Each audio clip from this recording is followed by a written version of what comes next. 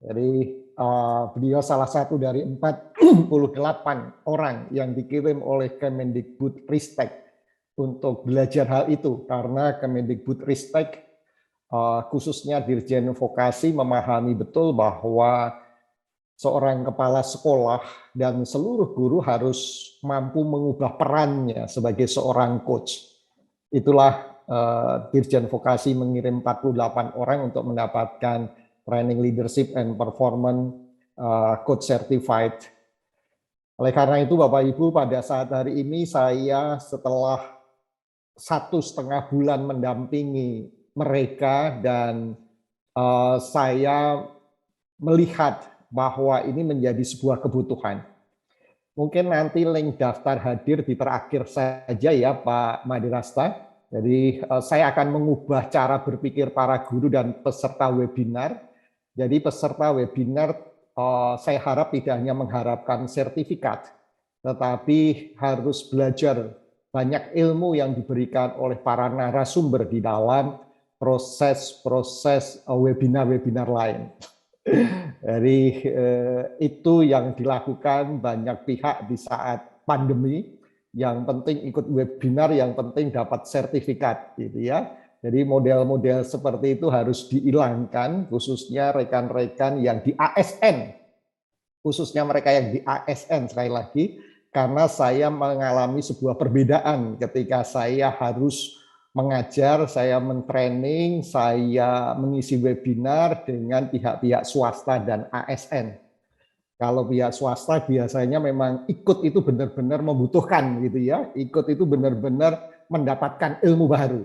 Sehingga saya dengan Pak Imade Rasta ini ingin mengubah cara berpikir teman-teman, bagaimana kita memperoleh sebuah perubahan dalam diri kita sehingga kita bisa berkontribusi bagi negeri ini. Nah itu, sekali lagi saya terima kasih Pak Made yang telah memberikan kesempatan ini dan untuk hadir di Bali. Kita akan sama-sama mengubah peran atau kontribusi kita pada negeri ini. Terima kasih Bapak Ibu yang telah bergabung, 68 orang. Jadi nggak perlu khawatir, meskipun yang daftar itu 150, yang hadir 68 itu sudah hal yang biasa saya hadapi. Jadi buat saya 10-15 orang yang hadir dan membuka video begitu, itu adalah orang-orang yang ingin mengalami sebuah perubahan. Jadi saya mengapresiasi Bapak Ibu yang hadir di sini bersama dengan saya. Semoga dalam waktu 1,5 jam kita akan berdiskusi dan materi sudah saya kirim di WA Bapak Ibu supaya Bapak Ibu bisa membacanya dan kita lebih banyak diskusi nantinya, sehingga Bapak Ibu bisa mendapatkan banyak hal dari saya hanya dalam waktu 1 jam. Pak Imade Rasta ini mengikuti program coaching, salah satunya dalam rangka Joyful Learning Movement ini 2,5 hari plus latihan, sehingga total 36 jam Bapak Ibu. Dan beliau sudah menyelesaikan, jadi total 36 jam, sedangkan Bapak Ibu hari ini hanya melihat apa ya, luarnya saja 1 jam. Jadi Pak Made Rasta ini sudah 36 jam mengikuti program saya. Jadi maka Pak Made Rasta ini merasakan bahwa coaching itu sangat penting. Beliau ingin berpartisipasi, berkontribusi khususnya di daerah Bali. Jadi monggo Bapak Ibu nanti kalau beliau memberikan informasi hal-hal yang terkait program pelatihan ini. Perkenalkan, nama saya yang sudah dikenalkan oleh Pak Imade Rasta tadi, saya Pramudianto. Saya sekarang sudah menjadi orang yang bebas, artinya bebas punya kemandirian berpikir, kemandirian berusaha, kemandirian untuk berkontribusi kemanapun saya terpanggil untuk hal itu. Saya sebagai seorang founder dan sekaligus Chief Visionary Officer dari Human Idea, PT Sirau Kredensia Menapak di Jakarta, dan saya adalah orang yang punya latar belakang di bidang marketing dan latar belakang di bidang human resources management dan pernah memegang sekolah yang terdiri dari 81 kepala sekolah, 2.500 guru, total 4.500 tenaga pendidik dan kependidikan 34.000 siswa. Dan kalau Bapak Ibu tahu dan bisa searching, seluruh sekolah itu adalah sekolah unggulan di Jabodetabek. Saya ingin berbagi pengalaman saya selama 4 tahun bagaimana membentuk guru-guru dan kepala sekolah menjadi orang-orang yang hebat dan bisa menolong anak-anaknya bisa membangun sebuah talenta-talenta yang diharapkan. Pada saat ini saya akan sharing selama 1 jam, nanti setelah itu 30 menit Pak Imadi Rasta akan membantu kita semua untuk berdiskusi. Saya akan tampilkan materi saya. Bapak Ibu sudah melihat materinya? Nah, semoga sudah melihat. Apa yang membuat saya menulis Joyful Learning Movement ini? Rupanya Bapak Ibu bahwa proses pendidikan selama 2 tahun ini mengalami sebuah kemerosotan. Ada yang mengatakan learning loss. Kenapa ini menjadi sebuah pergumulan bersama bagi masyarakat di seluruh dunia? Jadi hal ini bukan saja menjadi pergumulan Bapak Ibu di Indonesia, tapi ini menjadi sebuah pergumulan masyarakat di dunia dalam rangka bagaimana kita sebagai orang-orang yang punya tanggung jawab untuk membantu anak-anak terus bertumbuh di dalam proses pembelajarannya. Joyful Learning Movement ini sebenarnya sudah lama dipraktekkan di beberapa negara.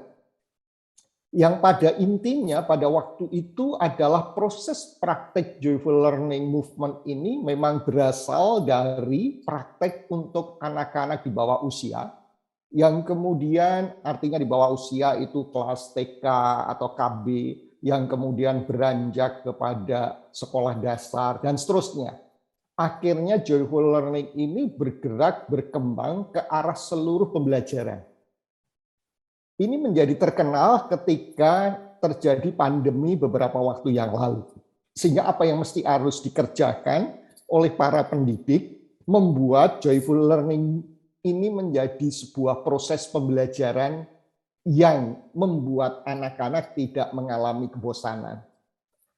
Dan sebetulnya Joyful Learning ini bukan berbicara anak bosan atau tidak, tetapi bagaimana anak-anak itu mampu menyerap segala sesuatu yang berasal dari guru, dan kemudian mereka dapat melakukan sekaligus mengimplementasikan dalam kehidupannya. Apa itu Joyful Learning Movement? Jadi kalau Bapak Ibu melihat sebuah gambaran ini, saya ingin mau katakan, Joyful Learning itu ada di dalam sebuah konteks. Yang pertama, konteks itu guru. Jadi mau tidak mau di dalam konteks Joyful Learning itu harus ada seorang guru. Apapun itu. Meskipun di beberapa negara guru itu bisa diambil dari orang tua siswa.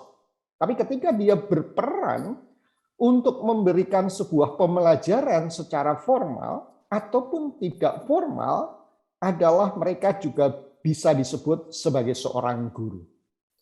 Yang kedua adalah student, siswa, murid. Itu harus menjadi bagian dari Joyful Learning. Tidak ada guru, maka tidak terdapat Joyful Learning. Tidak ada siswa, tidak terdapat Joyful Learning yang dimaksud di sini dalam proses edukasi. Yang ketiga, bagian yang ketiga adalah curiosity. Curiosity ini ingin mengatakan rasa keingintahuan akan hal-hal yang baru itu harus ada di dalam proses learning. Sehingga 3 bagian itu menjadi satu dan bertumpuk. Yang saya ingin jelaskan pertama kali adalah ketika teacher itu bersama-sama dengan student di dalam proses joyful learning harus ada kontennya. Konten yang dimaksud di sini Bapak Ibu sekalian bisa melihat, bisa mendapatkan dari kurikulum yang ada. Konten yang nantinya Bapak Ibu di tahun 2022 ini kurikulum sudah memberikan kebebasan. Kontennya bisa berubah kurikulum yang disebut kurikulum prototype. Sebetulnya sebelum Bapak Ibu belajar kurikulum prototype, Bapak Ibu harus belajar yang disebut design thinking. Karena prototype itu ada di salah satu langkah design thinking. Yang berikutnya adalah ketika pertemuan antara guru dan keingintahuan seseorang, maka di situ harus menimbulkan experience, pengalaman. Pengalaman itulah yang nanti diciptakan oleh para guru di dalam proses pembelajaran prototype.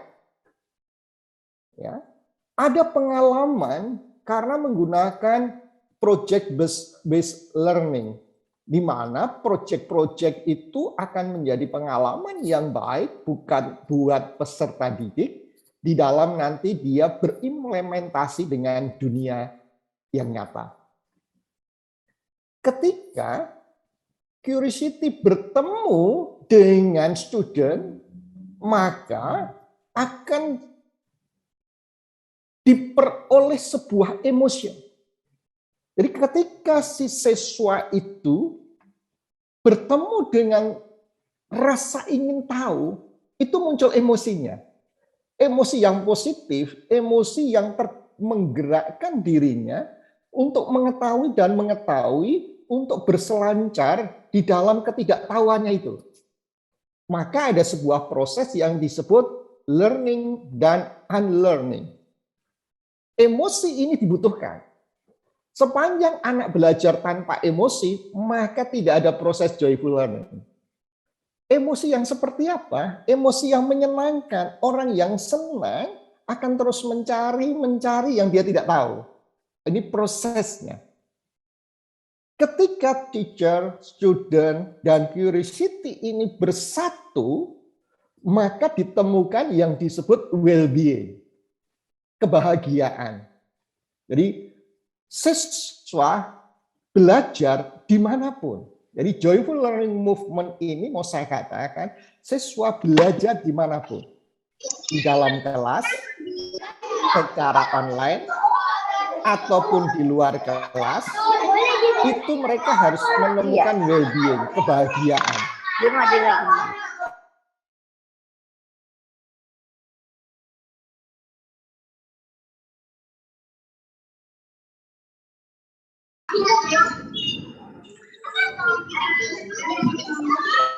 Oke. Saya terikut mute. Oke. Jadi di dalam proses joyful learning itu harus menemukan well-being, kebahagiaan seorang anak. Mungkin ada yang khusus di mute yang bersangkutan saja. Karena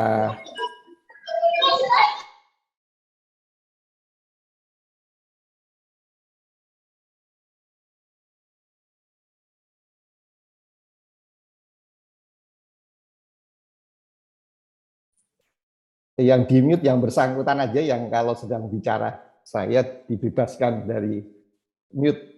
Oke. Itulah proses joyful learning. Jadi pertemuan guru, siswa, dan keingintahuan, rasa ingin tahu, itu akan terdapat kontennya, akan terdapat experience-nya, akan terdapat emosinya.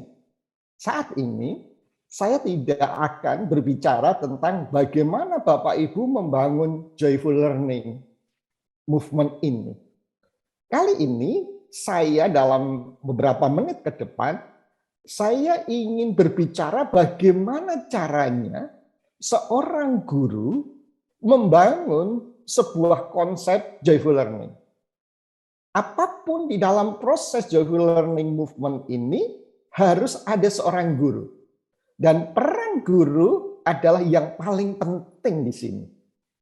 Jadi sebelum guru bisa membangun joyful learning ini, maka guru harus terbebaskan terlebih dulu dalam cara berpikirnya. Guru harus memiliki kemerdekaan berpikir.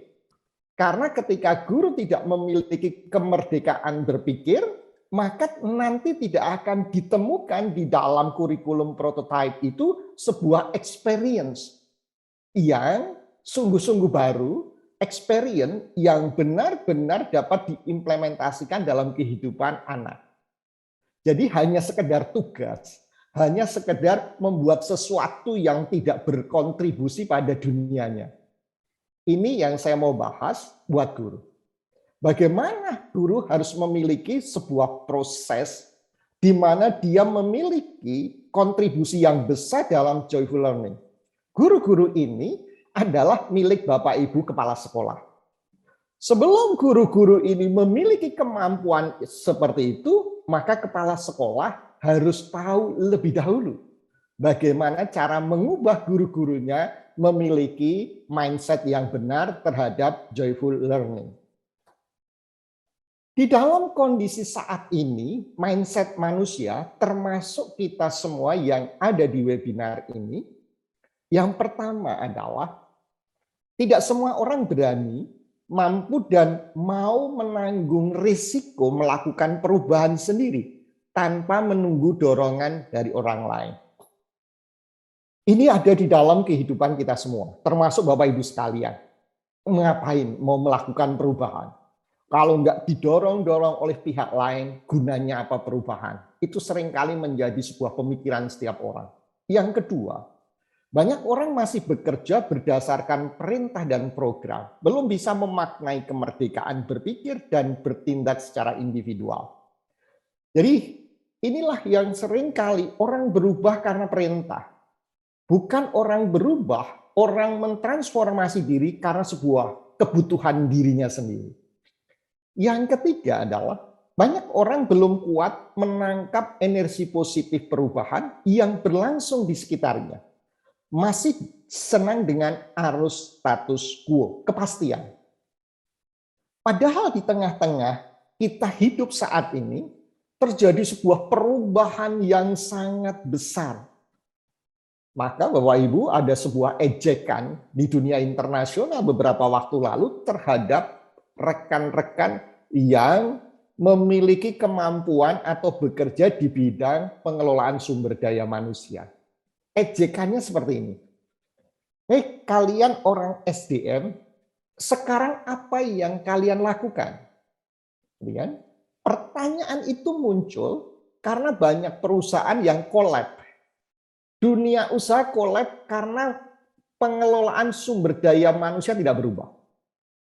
Maka yang ngejek ini mengatakan, kalian yang pertama, kalian berjalan seperti tidak ada sesuatu yang baru.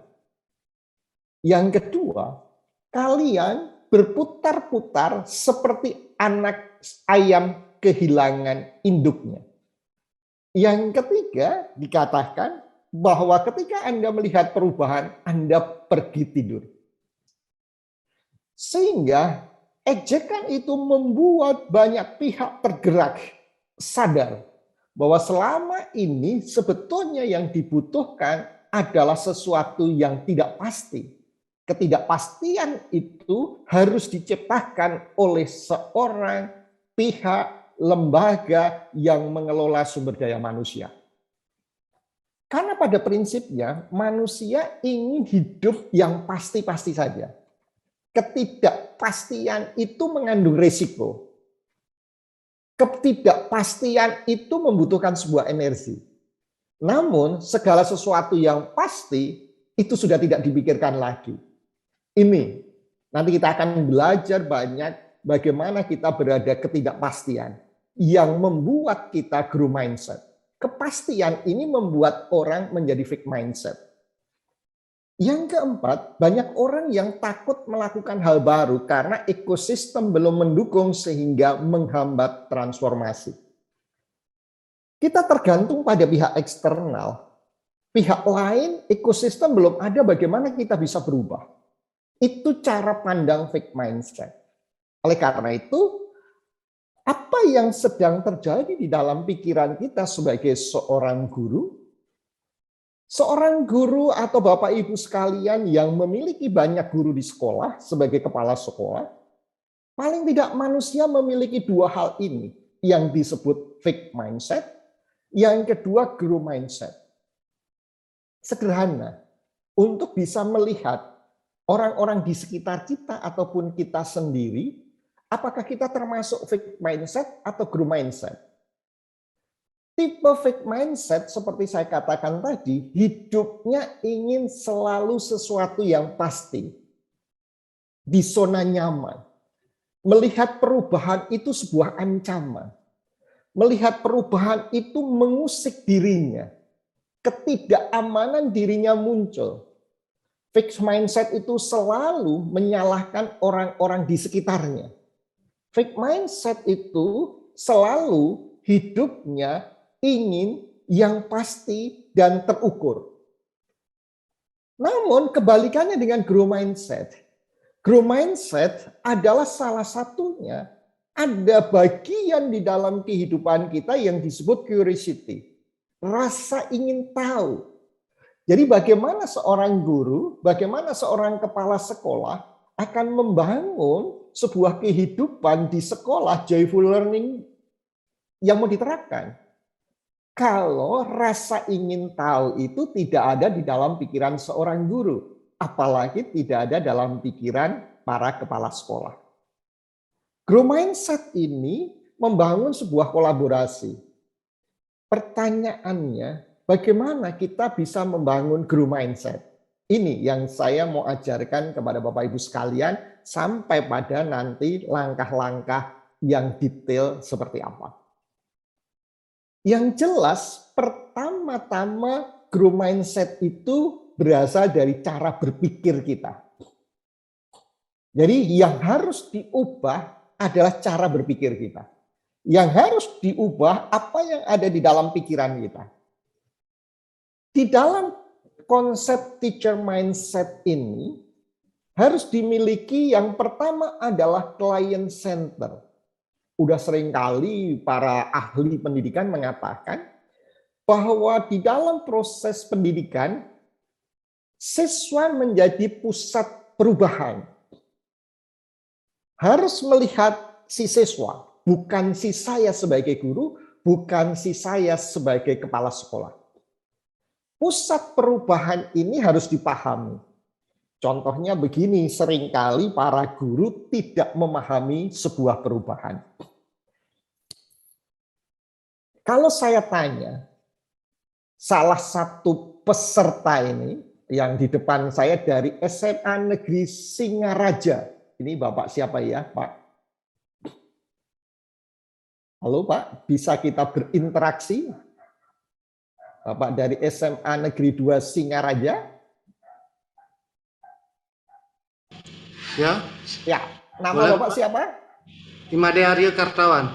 Dipanggil siapa Pak? Pak Made. Made Aryo. Made Arif. Bapak sekarang posisinya sebagai kepala sekolah atau sebagai guru? Sebagai kepala sekolah. Oke. Terakhir Bapak menjadi seorang guru tahun berapa? Artinya bukan menjabat kepala sekolah. Tahun 2018. 2018. Bapak mulai menjadi guru tahun berapa? Tahun 1989. Oke, keren. Cukup lama Bapak. Pertama kali Bapak mengajar tahun 89 itu di SMK atau sekolah jenjang yang lain? Di SMA ini juga. Oke, SMK. Bapak, ketika Bapak di tahun 89 mengajar, saya asumsikan mengajar kelas 10 atau kelas 1 SMK, Bapak usianya berapa? Usianya 25 tahun. 25 tahun. Siswa Bapak usianya berapa? 27 tahun. Bapak. Oke, 27 tahun. Ya. Siswa Bapak kelas 1 usianya berapa? Ada yang 15, ada 16. Rata-rata anggap aja 15. Ya. Kemudian 10 tahun kemudian Bapak tetap mengajar di kelas 10 atau kelas 1 SMK. Usia Bapak berapa? 37. 37. Siswa Bapak usianya berapa? Siswa saya 25. Kok 25 dari mana? Maksudnya pada usia itu, Pada usia usia 37. Bapak, siswa Bapak yang Bapak ajar usianya Rata-rata berapa? 16. 15 kan? 16. Ya, artinya ketika Bapak usia 27 tahun, siswanya berusia 16. Ketika Bapak berusia 37 tahun, siswa Bapak usia Sama juga. Yang berubah siapa, Pak? Saya, Ya, gurunya. yang berubah Bapak. Betul. Tetapi pertanyaan saya, apakah Bapak selama 10 tahun ini benar-benar menyadari bahwa siswa Bapak Ibu sekalian, jadi tidak bertanya dengan Bapak Kepala Sekolah SMA Negeri 2 Singaraja, saya bertanya kepada seluruh peserta, apakah Bapak Ibu menyadari bahwa yang Bapak Ibu didik itu usianya tetap, sedangkan Bapak Ibu sekalian usianya bertambah. Apa yang terjadi? Yang terjadi adalah sebuah gap yang semakin hari semakin melebar. Kalau hari ini Bapak diminta mengajar lagi di kelas 10, usia Bapak mungkin sekarang sudah di atas 40-an, siswa Bapak tetap usianya 16 tahun.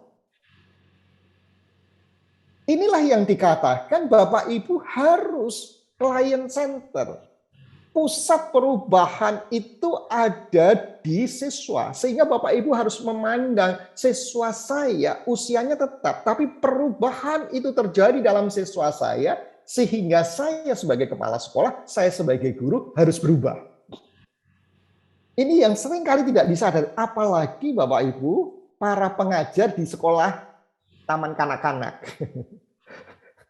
Saya hari ini usia 27 tahun, anak-anak yang saya ajar adalah usia 5 tahun. Begitu usia saya 47 tahun, yang saya ajar sekarang anak-anak ya tetap 5 tahun. Gapnya semakin besar. Cara berpikir inilah yang diterapkan di dalam proses joyful learning.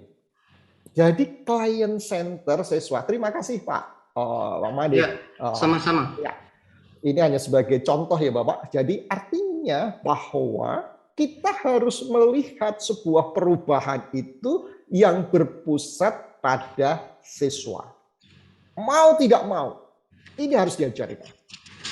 Yang kedua, di dalam proses berpikir seorang guru atau kita semua, kepala sekolah, harus memiliki cara berpikir yang fleksibel. Terbuka untuk terkoneksi. Jadi bukan kita meminta anak-anak kita untuk terkoneksi dengan kita, namun sebaliknya. Kita harus mengkoneksikan diri kita kepada anak-anak. Proses koneksi ini tidak bisa dibiarkan saja, tidak bisa sesuai berjalan secara mekanis, tetapi Bapak Ibu kepala sekolah harus menolong para guru untuk bisa mengkoneksikan dirinya kepada siswa. Yang ketiga, curiosity.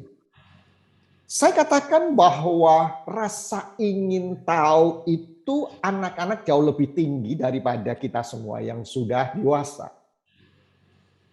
Keingintahuan anak-anak terhadap hal-hal yang baru harus kita pantik, apalagi nanti Bapak Ibu sudah menggunakan kurikulum prototype.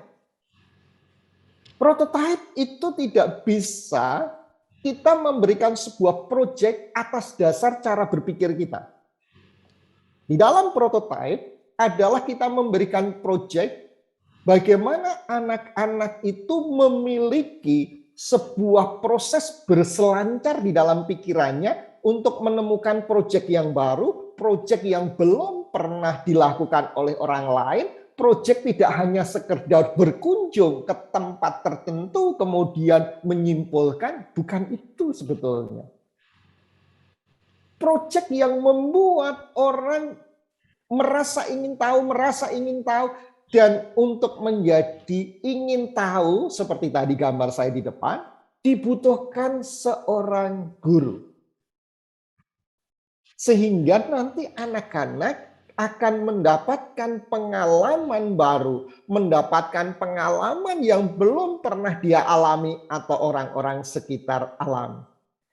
Kalau hanya sekedar kita berkunjung, kita menemui sebuah perusahaan di dalam sebuah proses prototipe dan kemudian kita menceritakan membuat hal yang sama, itu tidak akan memantik curiosity-nya. Oleh karena itu, penting hal ini harus dipahami oleh setiap guru dan Bapak Ibu Kepala Sekolah menolong hal ini. Yang keempat adalah mindfulness. Seorang guru tentu harus bijaksana. Seorang guru harus mengetahui setiap anak didiknya. Nanti saya akan ajarkan gimana paling cepat kepala sekolah mengajarkan para guru supaya dengan cepat mengetahui anak didik. Atau Bapak Ibu Kepala Sekolah dengan cepat akan mengetahui kondisi para gurunya. Gunakan intuisi. Kalau Pak Made tadi sudah mengatakan sejak 27 tahun menjadi guru dan sampai sekarang pasti punya intuisi ketika bertemu dengan seorang anak. Tidak akan melakukan justifikasi begitu ada sebuah perubahan yang terjadi pada anak.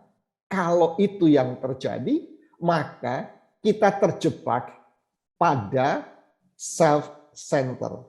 Terjebak pada pusat perubahan ada di dalam diri kita, bukan pada siswa. Yang kelima adalah new possibilities. Menemukan kesadaran baru. Ketika Bapak Ibu Kepala Sekolah nanti sudah menemukan kesadaran baru inilah yang nanti akan dipantik kepada para guru. Dan para guru nanti akan memantik para siswa untuk terus berselancar di dalam rasa ingin tahunya.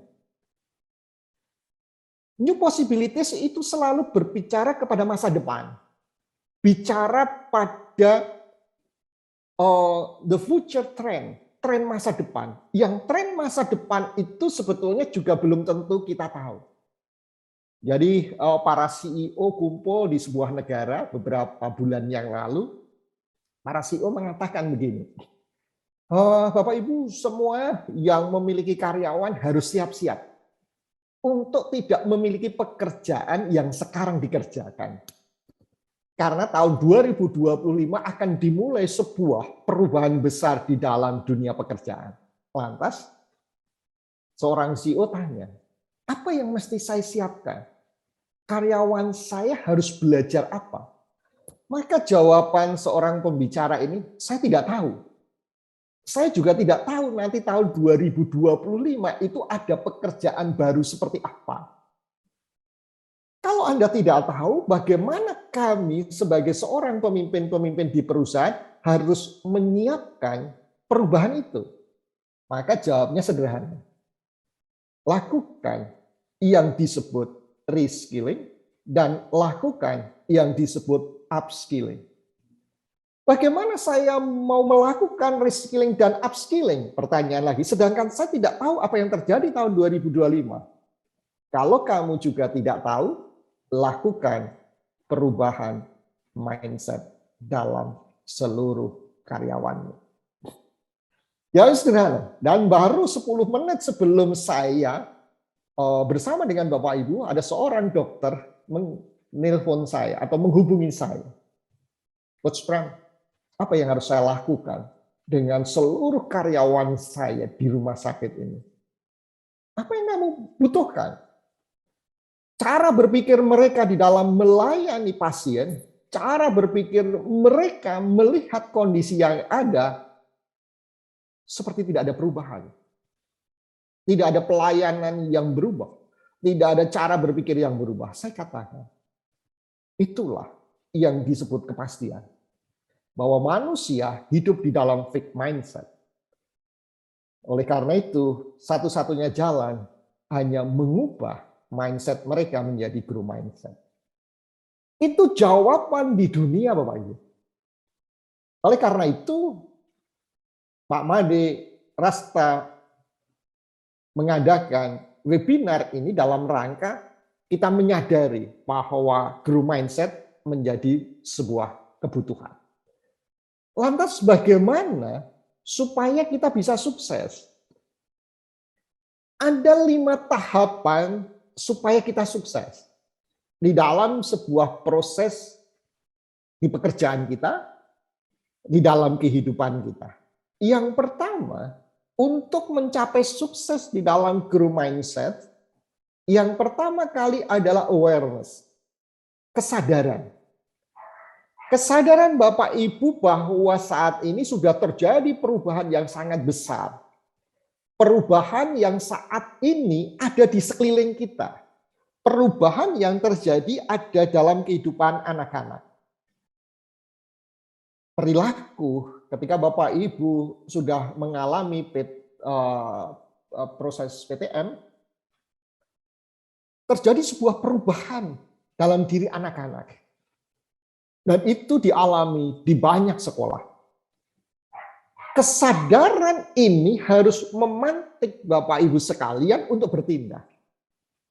Kesadaran perubahan yang ada di sekitar kita dan kesadaran diri kita yang tidak berubah harus kita miliki.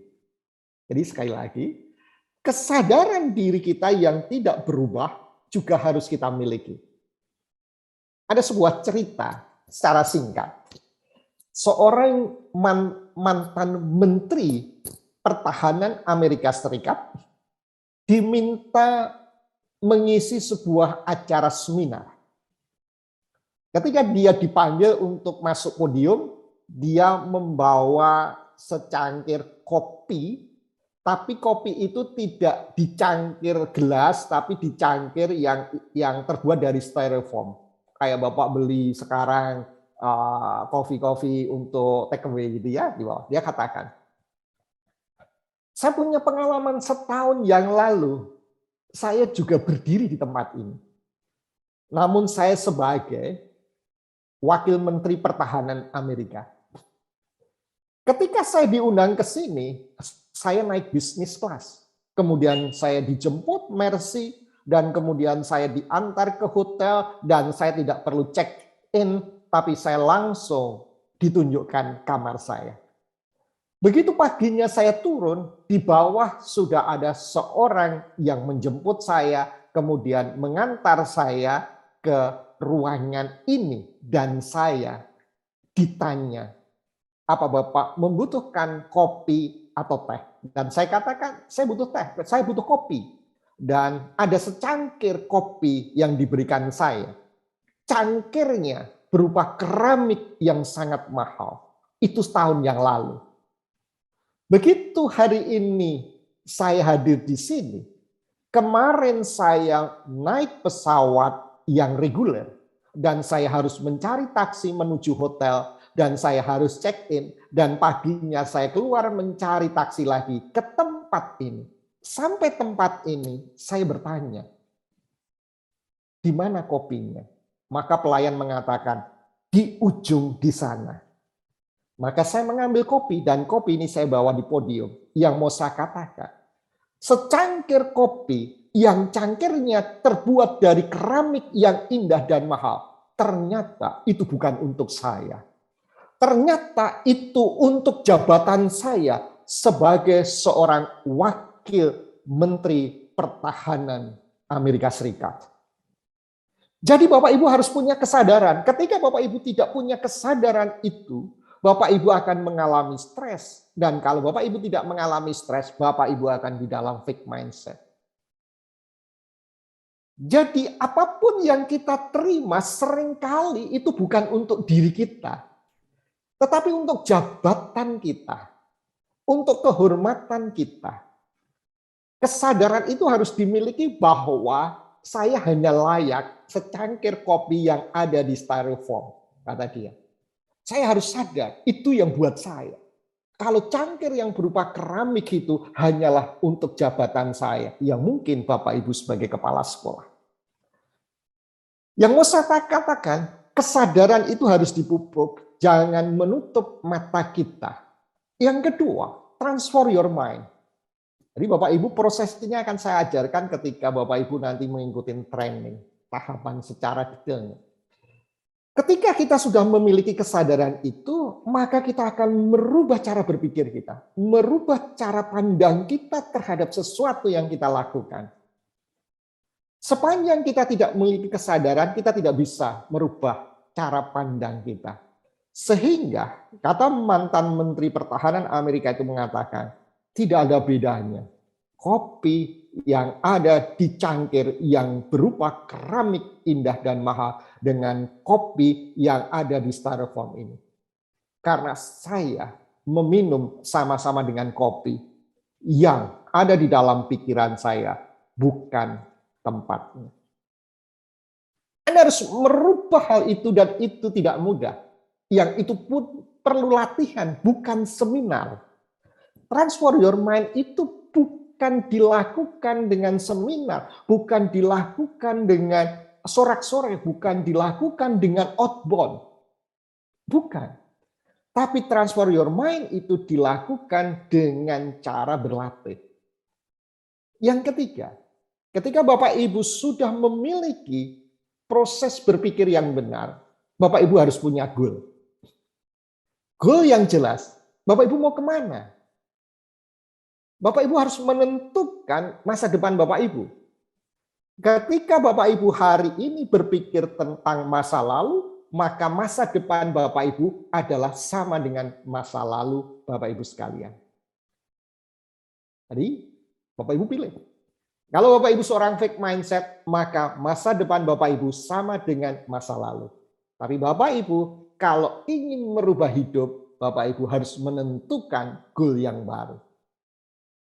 Ketika kita sudah menentukan goal yang baru, seperti dalam tulisan saya yang saya share kepada Bapak Ibu di Kompasiana, dalam cerita Alice in the Wonderland mengatakan, kucing, saya harus lewat jalan mana? Kamu mau kemana, Alice? Enggak tahu. Kalau kamu enggak tahu mau kemana, kamu lewat jalan mana saja tidak ada bedanya.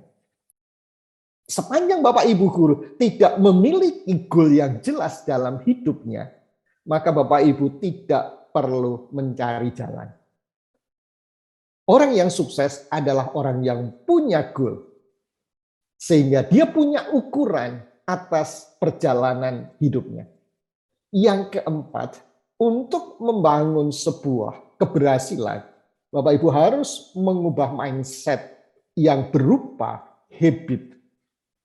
Habit Bapak Ibu harus Bapak Ibu lakukan. Terus berlatih secara konsisten. Dunia SMK sekarang sangat-sangat dikenal gara-gara Gosali. Itu kan anak SMK dari Semarang. Apa yang sebetulnya mau dibangun, ditiru, dijadikan contoh dari Gosali? Hanya satu hal orang mengatakan. Konsistensi Gosali beberapa tahun mengumpulkan foto itu. Konsistensi. Sehingga di dalam membangun sebuah perjalanan menuju goal yang dibutuhkan sebuah perubahan habit Anda secara konsisten. Kalau keempat ini Bapak Ibu jalankan, ini sebuah penderitaan Bapak Ibu.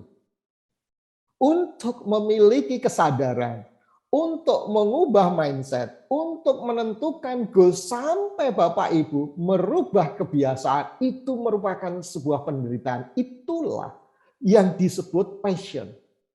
Passion itu bukan talenta, passion itu bukan gairah. Tapi passion itu berasal dari kata bahasa passionem, artinya suffering, enduring. Tahan terhadap tekanan. 1, 2, 3, 4 itu sebuah tekanan yang Bapak Ibu sengaja. Kalau itu sudah dijalankan, Bapak Ibu akan menerima kesuksesan. Lantas, untuk menjadikan orang lain dan diri kita sukses, apa alatnya? Pertanyaannya kan begitu. Apa alatnya? Alatnya yang disebut dengan coaching. Perbedaan antara konseling, coaching, training, dan mentoring. Secara singkat, saya mau katakan, Kalau training, sebetulnya perannya seperti Bapak Ibu guru sekalian, yaitu mentransfer knowledge, skill, dan attitude. Gimana knowledge itu dan skill itu kita transfer pada audiens, pada klien, pada siswa, dan tidak lupa di dalam proses mentransfer itu attitude kita di depan siswa harus sama. Itulah yang disebut teladan. Jadi seringkali guru-guru lupa attitude-nya. Dia mentransfer knowledge, mentransfer skill, tapi attitude-nya. Yang ini menjadi pekerjaan kepala sekolah akhirnya. Kan begitu. Ini, attitude-nya tidak sesuai dengan apa yang dia katakan. Itu yang disebut training. Sedangkan mentoring bahasa saya duplikasi. Kalau Bapak Ibu memiliki kunci asli, kunci rumah, dan kemudian Bapak Ibu akan memberikan kunci itu kepada orang lain yang nanti akan datang ke rumah, Bapak Ibu perlu menduplikasi kunci itu. Kunci itu bisa bentuknya berbeda, warnanya berbeda, yang penting fungsinya. Jadi proses mentoring adalah proses di mana Bapak Ibu akan membuat orang-orang menjadi seperti Bapak Ibu sekalian yang ahlinya di bidangnya masing-masing. Itu mentoring. Bapak Ibu menjadi kepala sekolah, Bapak Ibu akan mementoring para guru supaya menjadi kepala sekolah yang baik seperti Bapak Ibu. Jadi linear, harus linear. Tanpa linear pengetahuannya, Bapak Ibu tidak bisa menjadi seorang mentor. Yang ketiga, apa bedanya konseling dan coaching? Secara sederhana, tadi saya katakan bahwa kita harus memiliki awareness, kesadaran saat ini. Kesadaran saat inilah yang dipakai di dalam konsep konseling dan coaching. Konseling, jikalau ada hal-hal yang Bapak Ibu rasakan hari ini, dan hal-hal itu mengganggu hidup Bapak Ibu dikarenakan masa lalu, maka Bapak Ibu perlu yang disebut counseling. Bapak Ibu perlu seorang konselor supaya hidup Bapak Ibu saat ini bisa hidup dengan keadaan yang wajar. Di dalam teknik coaching, jika Bapak Ibu punya kesadaran hari ini, maka Bapak Ibu harus menentukan tujuan ke depan. Tujuan ke depan inilah yang Bapak Ibu mau capai, supaya Bapak Ibu bisa mencapai lebih cepat masa depan itu, apapun masa depan itu, maka Bapak Ibu perlu seorang coach, supaya Bapak Ibu bisa mendapatkan proses coaching.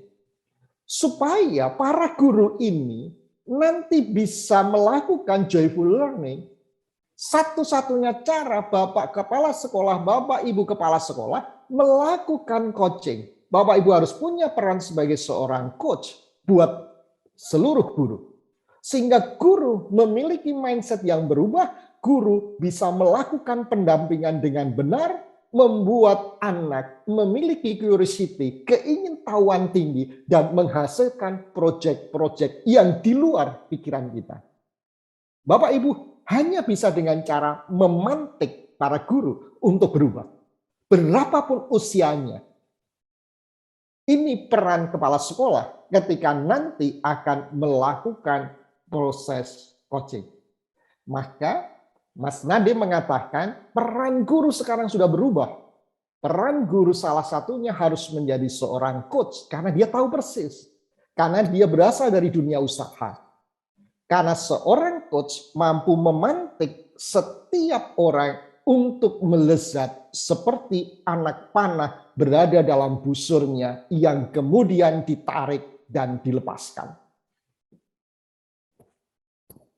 Bapak Ibu bisa tanya Pak Imade Rasta, dan di sini ada Bu Wening, ada Pak Sugi, dan mungkin yang lain yang sudah belajar tentang coaching, bagaimana membuat sebuah perubahan. Itu yang dimaksud. Lantas, coachingnya seperti apa sih? Ini coaching stage. Di mana yang pertama Bapak Ibu nanti akan belajar involve. Gimana Bapak Ibu membangun sebuah komunikasi dalam 3 menit bisa dipercaya. 3 menit Bapak Ibu bisa selaras dengan klien atau siswa atau guru. Yang kemudian Bapak Ibu akan mengetahui apa yang menjadi tujuan mereka. Apa yang menjadi pergumulan hidup mereka, apa yang menjadi visi mereka. Dan yang ketiga, explore, Bapak Ibu akan mengeksplorasi pikiran mereka sehingga mereka terpantik yang akhirnya mereka punya ide-ide di luar yang pernah kita pikirkan dan mereka melakukan action. Action inilah yang harus kita pantau sebagai seorang kepala sekolah yang akhirnya seluruh guru Bapak Ibu menjadi guru yang mampu di dalam proses pembelajarannya, pembelajaran yang membahagiakan. Dan siswa akan bahagia ketika para guru mampu berperan sebagai seorang coach. Ini prosesnya sederhana. Proses sangat sederhana dan ini hanya butuh satu keterampilan. Keterampilan bertanya. Tidak ada yang lain. Dan buat saya para Bapak Kepala Sekolah, Bapak Ibu Guru, tidak sulit untuk bertanya. Namun demikian, pertanyaan yang harus diajukan yang disebut powerful questioning. Bapak Ibu bisa bertanya kepada Pak Imadi Rasta, Bu Wening, Pak Sugi, Kepala Sekolah yang pernah ikut saya. Ternyata belajar bertanya yang powerful perlu berlatih, dan berlatih. Itu akan mengubah habit Bapak Ibu dan akan mengubah orang lain. Jadi itu gambarannya percakapan kita di pagi hari ini. Saya lebih senang kalau Bapak Ibu akan bertanya dan bertanya. Sehingga kali ini saya mau katakan joyful learning movement itu yang mau saya garis bawahi harus berasal dari guru. Guru harus berasal dari kepala sekolah. Kepala sekolah memberikan proses pemantikan guru-guru supaya berubah. Kepala sekolah memberikan sebuah ruang kepada guru untuk berubah. Sehingga peran kepala sekolah nanti akhirnya menjadi seorang coach bagi guru-guru dan guru-guru menjadi coach buat siswa. Dan inilah yang mau dipakai. Dan kalau Bapak Ibu yang ada di sini pernah belajar tentang guru penggerak atau sekolah penggerak, pasti mendapatkan sesi coaching. Dan itu sekarang lagi tren di Indonesia. Dan saya memberanikan diri untuk mengatakan di sini, saya adalah seorang doktor HR pertama kali di Indonesia yang memiliki kredensial dari International Coaching Federation. Sehingga saya berani menulis buku Teacher as a Coach dan menjadi tren buat sekarang. Itu menjadi pegangan Bapak Ibu sekalian. Untuk hal ini saya punya waktu tidak lama dalam rangka berkeliling ke sekolah-sekolah, maka saya bekerja sama dengan Pak Imadi Rasta yang punya kerinduan untuk guru-guru kepala sekolah di Bali dalam rangka belajar coaching. Jadi ada 2 program training coaching itu untuk para kepala sekolah leadership performance coaching supaya kepala sekolah bisa mengcoaching guru-gurunya dan sekaligus kepala sekolah belajar leadership dan performance-nya. Sedang itu perlu 2 hari dan sedangkan guru-gurunya butuh bagaimana dia menjadi seorang coach bagi siswanya. Pertanyaannya, gimana kepala sekolah bisa dalam waktu cepat melakukan proses coaching dan mengetahui apa yang terjadi di dalam diri guru-gurunya. Saya akan ajarkan melalui sebuah namanya wheel of life, roda kehidupan. Roda kehidupan itulah yang nanti akan Bapak Ibu pakai sebagai bentuk proses coaching. Roda kehidupan itu hanyalah sebuah gambar, sebuah roda, sebuah lingkaran yang dibagi 8.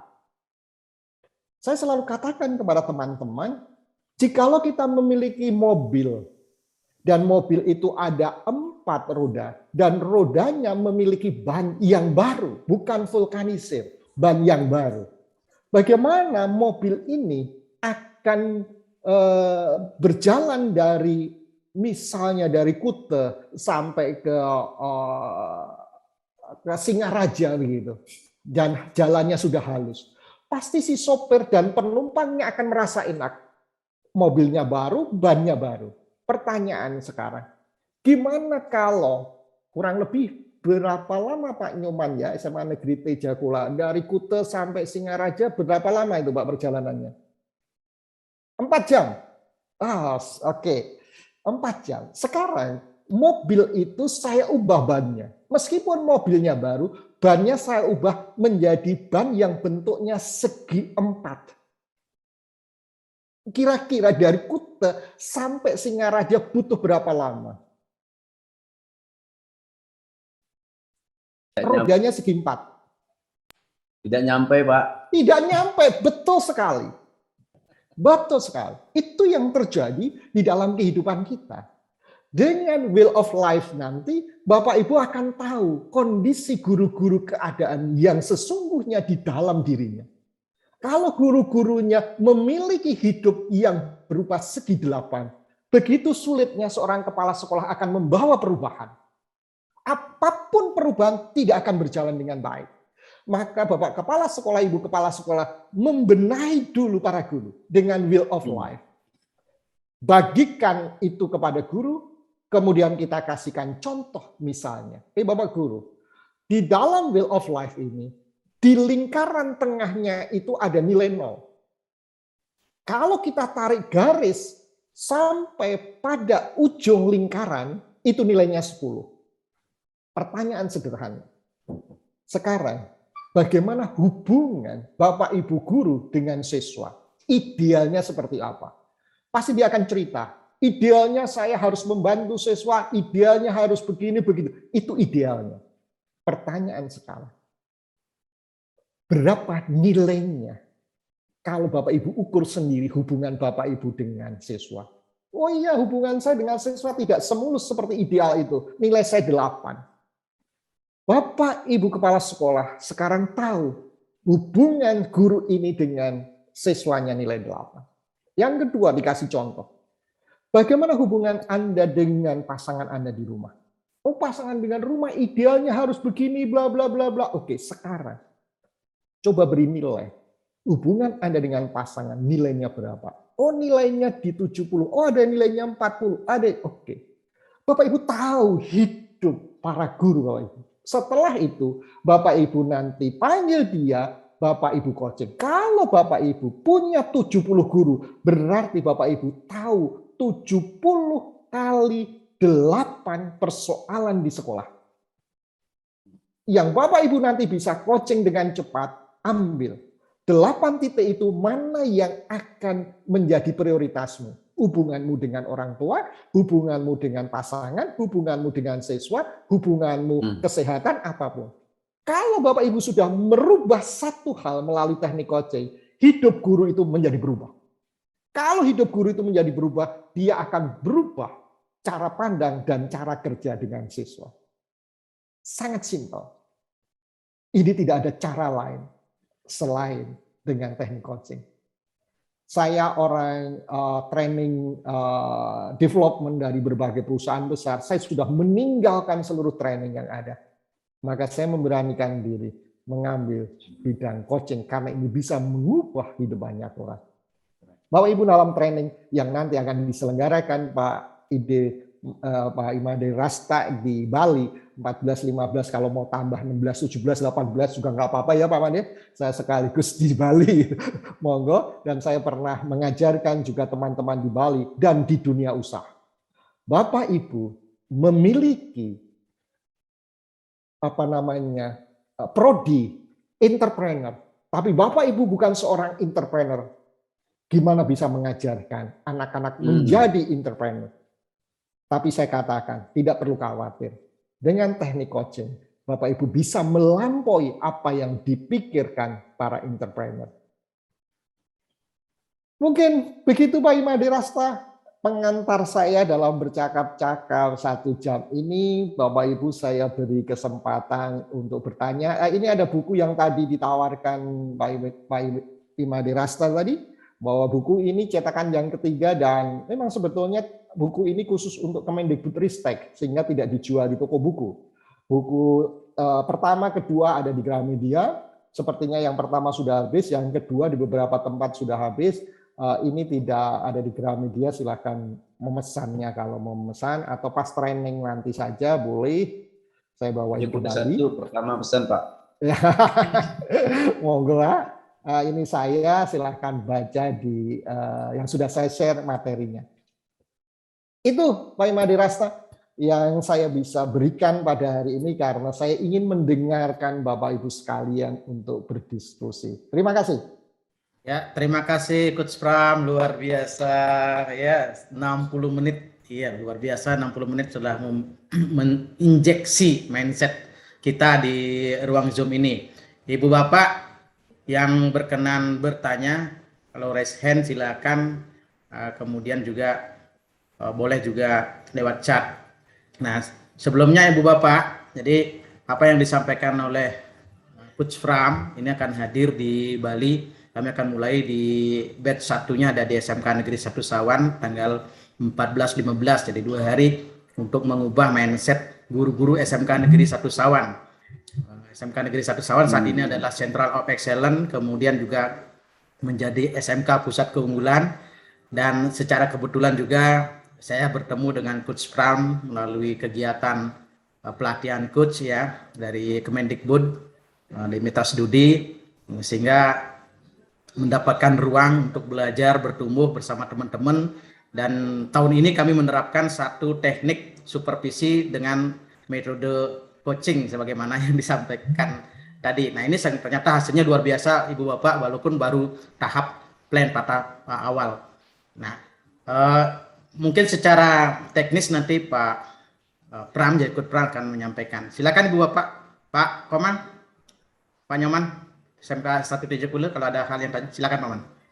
Oke, terima kasih. Salam sehat, Coach Pram. Salam sehat, Bapak.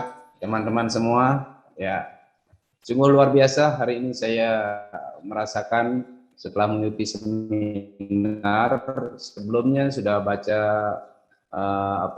artikel pendek itu juga, termasuk nonton videonya. Jadi kalau tadi dengan contoh dari Kute ke TJ Kule itu rodanya persegi, memang tidak akan sampai. Ya, saya rasakan seperti itu juga.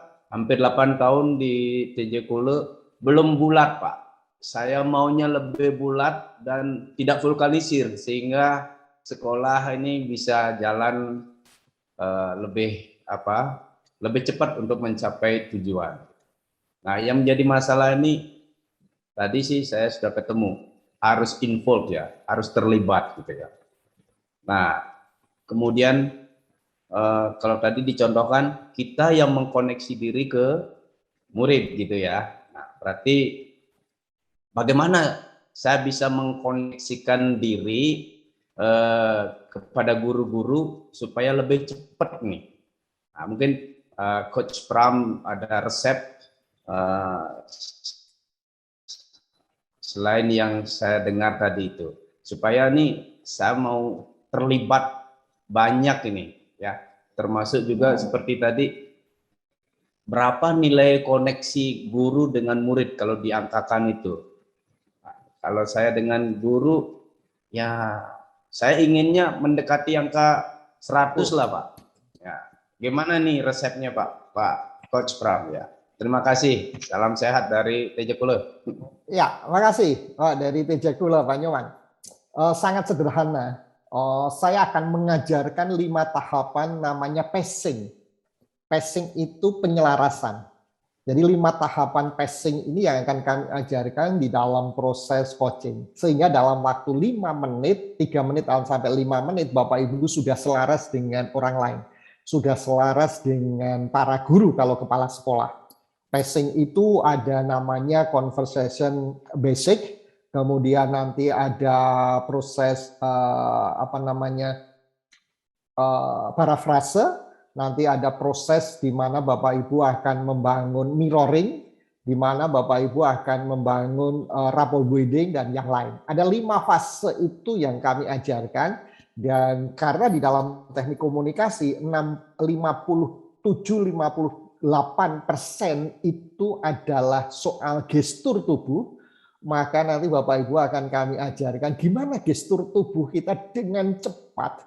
Bapak Ibu bisa selaras dengan para guru dan bisa selaras dengan siswa.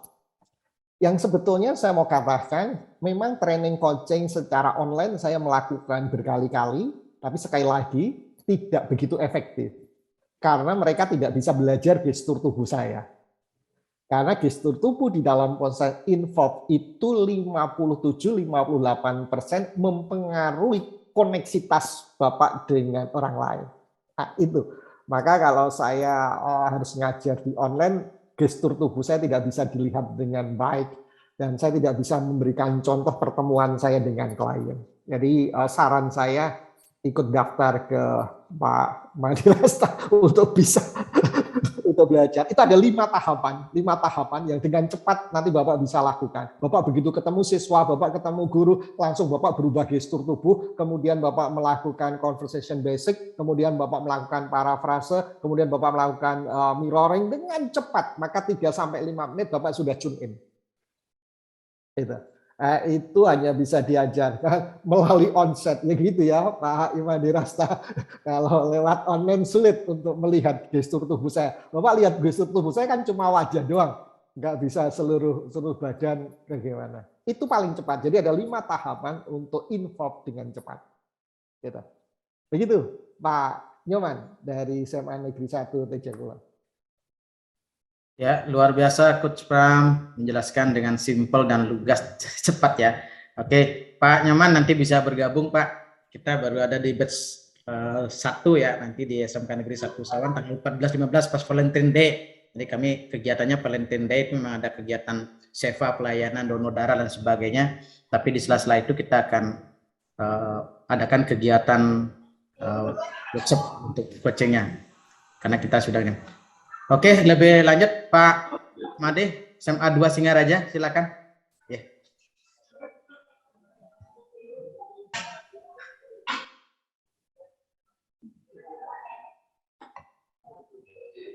Silakan Pak, dibuka open mic Pak.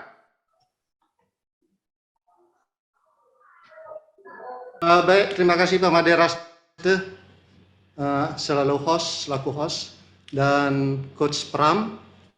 Terima kasih atas sajiannya tadi, cukup menarik setelah kami cermati, kami ikuti. Ini adalah sesuatu yang betul-betul baru. Saya kebetulan punya sisa masa kerja tinggal menghitung bulan atau menghitung hari begitu, kurang lebih lagi 4 bulan. Namun demikian saya tidak menyerah. Ya. Saya ingin, walaupun sesungguhnya kami punya kucing-kucing, ya guru-guru kami, itu masa kerjanya juga tidak beda-beda amat dengan saya begitu. Namun demikian tetap kami akan berupaya bagaimana bisa melakukan sebuah transformasi pola pikir atau mindset daripada guru-guru kami, supaya memang betul-betul bisa menghasilkan apa yang menjadi goal kita, yaitu membuat SMA Negeri 2 ini selangkah lebih maju. Nah, sehubungan dengan itu barangkali Coach Pram bisa memberikan sebuah advice bagi kami begitu. Bagi saya khususnya pribadi atau teman-teman juga untuk membuat perubahan yang cukup bisa kami rasakan dalam waktu kurang lebih 4 bulan ini kepada guru-guru kami.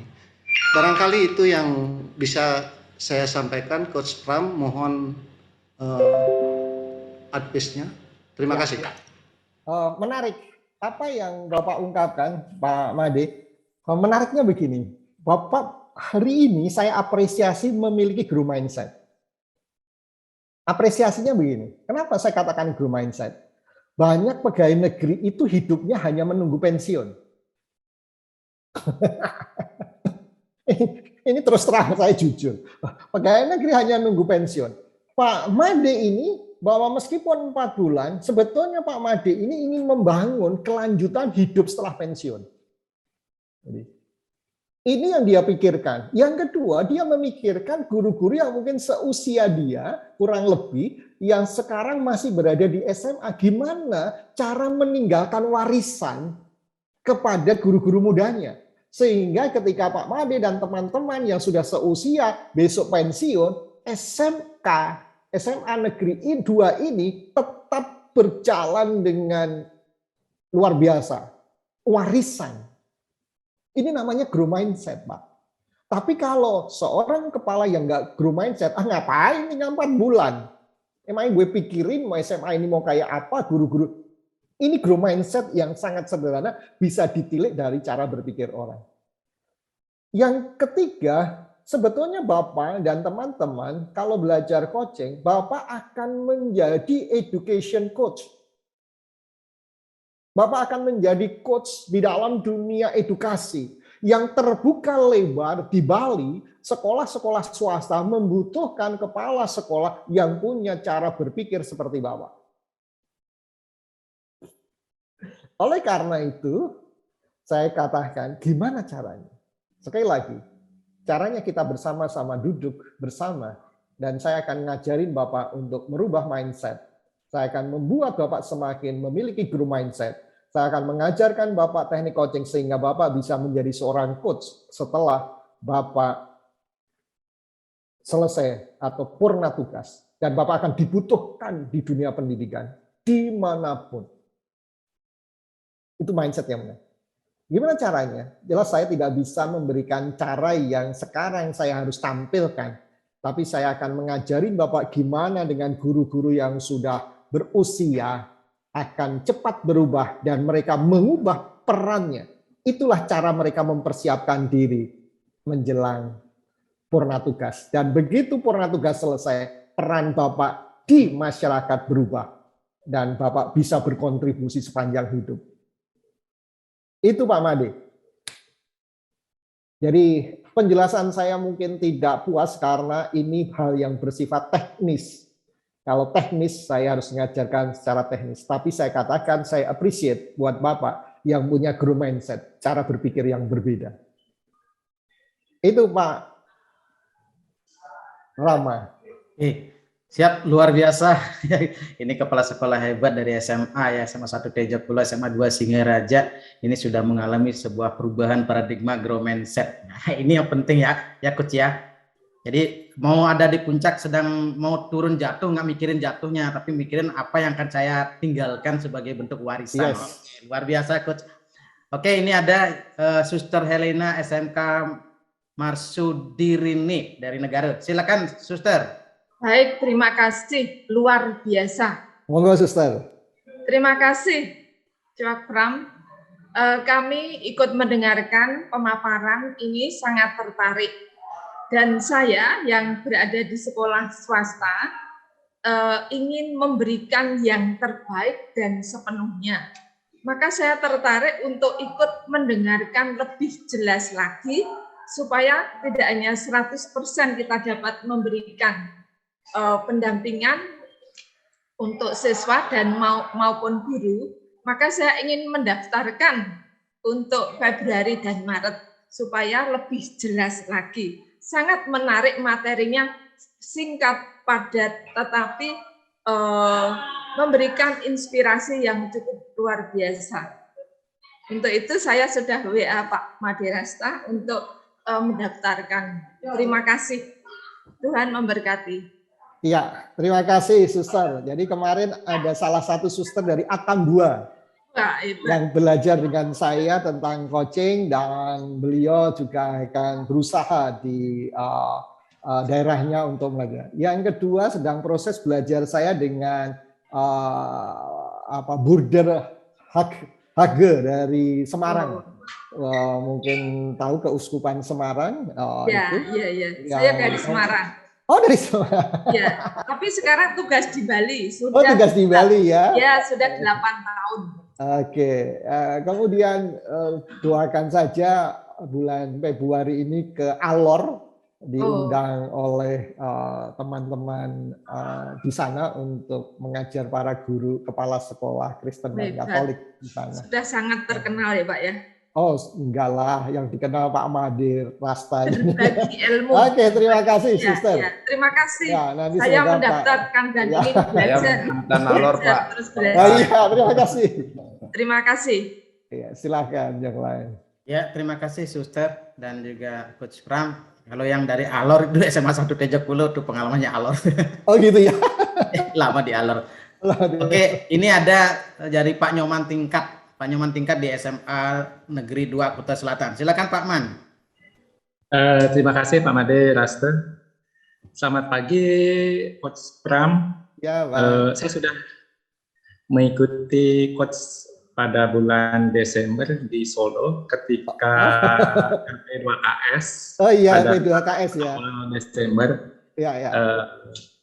Menarik sekali karena kita bisa bertemu di ruang virtual, selain juga pernah ketemu di ruang faktual. Ya, ya, ya.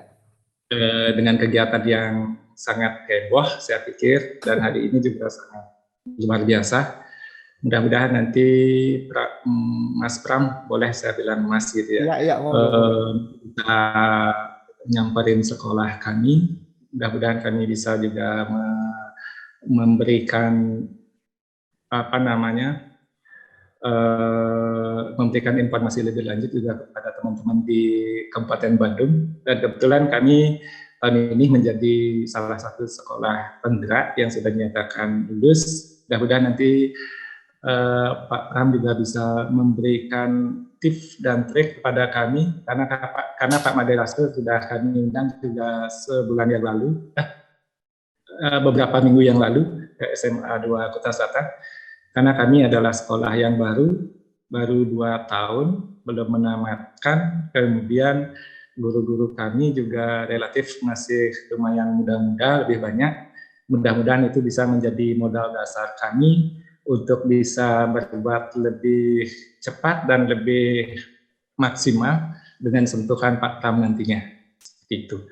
Kemudian yang berikutnya kepada Pak Pram, yang tersulit dari apa-apa yang telah Pak Pram sampaikan pada saat bulan Desember lalu dan sampai saat ini, kita memang untuk berubah itu tidak mudah, dan berubah sendiri juga tidak mudah, seperti itu.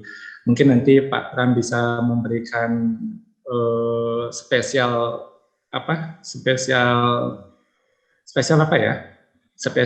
tips yang bisa benar-benar menggugah kami, tidak hanya dari staf pimpinan, baik dari wakil kepala sekolah, kepala tata usaha maupun yang lain, tetapi juga bisa sekaligus barangkali bisa memberikan contoh nyata ketika misalnya proses perubahan daya pikir itu kita sampaikan kepada siswa ketika proses pembelajaran dimulai.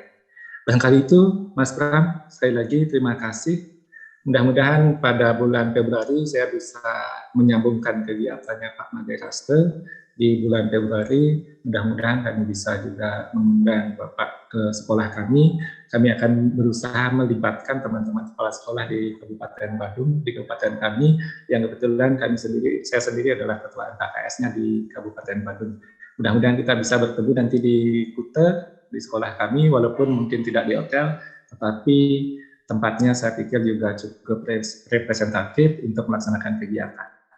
Jadi barangkali itu, terima kasih atas informasinya. Kemudian yang tadi saya mohon maaf, saya tidak menghidupkan ini kamera karena memang ada tugas yang juga harus dilaksanakan berbarengan, sehingga kami hanya ngintip-ngintip saja sambil juga harus saya melaksanakan pekerjaan yang lain, seperti itu.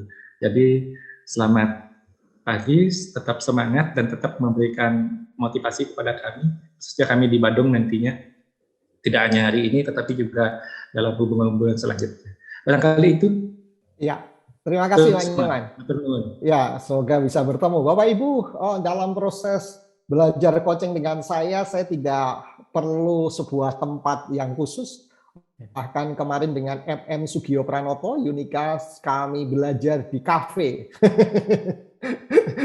Di kafe itu malah asik begitu ya. Di mana di ruang terbuka juga silahkan, monggo. Jadi hematlah uang Bapak Ibu sekalian. Hematlah, tapi Bapak Ibu belajar untuk mengubah dan memberikan warisan bagi orang lain. Terima kasih Pak Nyoman, semoga kita bertemu. Ya. Oke, terima kasih Coach, luar biasa. Nah, ini yang tadi disampaikan Pak Man, ada nggak resep utama untuk mengubah, untuk menggrow mindset Coach? Karena kan ternyata paradigmanya adalah tidak mudah untuk mengubah mindset orang lain, bahkan mengubah mindset sendiri agak berat gitu. Nah, ada nggak? Jadi itu sebetulnya pertama kali ketika kita bilang sulit untuk mengubah diri dan orang lain, itu yang disebut, saya katakan kemarin di grup, self-limiting belief. Kita sudah membatasi kemampuan diri kita. Kita sudah membatasi kemampuan orang lain, bahwa sebetulnya Tuhan memberikan kita begitu besar kekuatan yang kita miliki, namun kita membatasi diri.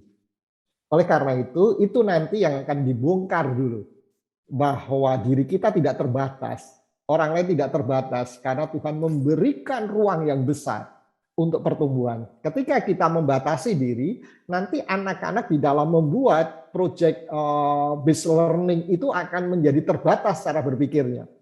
Caranya gimana? Caranya dipantik dengan pertanyaan-pertanyaan. Sederhananya, apa tujuan hidup Bapak? Apa yang membuat Bapak punya tujuan hidup itu penting?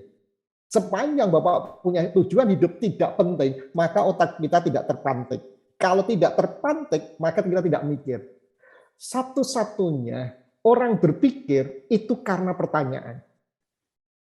Kalau Bapak Ibu tidak pernah bertanya di dalam pikiran kita tidak akan pernah berpikir. Semuanya menjadi rutinitas. Bapak bangun pagi, kemudian mungkin Bapak berdoa, Bapak mandi, makan, ke sekolah, itu rutinitas tanpa dipikir. Dan itu bertahun-tahun. Tapi ketika Bapak bangun pagi, aku mau ngapain ya? Ke sekolah. Ngapain aku harus ke sekolah? Ketemu para guru. Apa yang membuat aku ketemu para guru? Bapak memikir. Itulah yang menjadi grow mindset. Karena kita sudah terbiasa tidak berpikir. Itu di dalam proses belum taksonomi yang ada lots dan hots, itu kita hidup di dalam paling rendah, tingkatan paling rendah, yaitu remembering.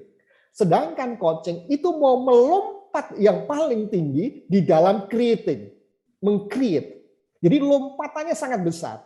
Ini hanya membutuhkan sebuah pertanyaan.